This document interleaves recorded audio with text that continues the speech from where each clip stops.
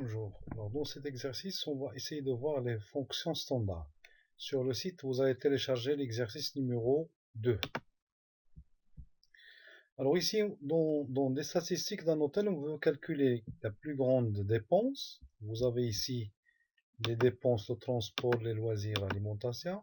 On veut trouver la plus grande dépense, la plus petite dépense, la moyenne des dépenses et le total des dépenses.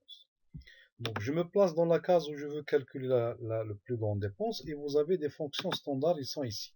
Donc la plus grande, c'est le max. Donc je sélectionne les trois cases, je valide et je copie la formule vers le bas. Donc la fonction max permet de trouver la plus grande dépense. Alors pour la plus petite dépense, c'est la même chose. Donc on va trouver le min.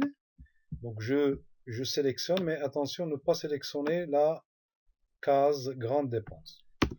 Alors ça, c'est la plus petite dépense. J'aligne à droite les chiffres toujours. Et puis pour la moyenne, c'est toujours la fonction moyenne qui nous permet d'avoir la moyenne des dépenses. Alors dans la moyenne, il vaudrait mieux ajouter deux chiffres après la virgule. Et j'aligne à droite.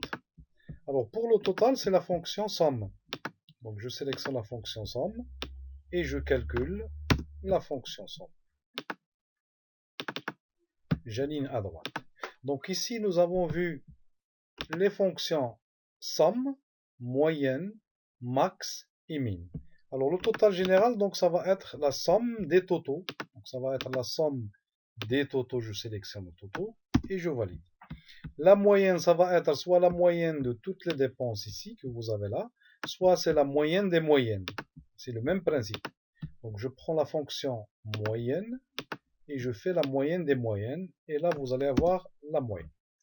Le maximum, soit vous allez faire le maximum de toutes les dépenses, soit vous allez faire le maximum, étant donné qu'on a ici les grandes dépenses, donc on va voir le plus grand des grands ici.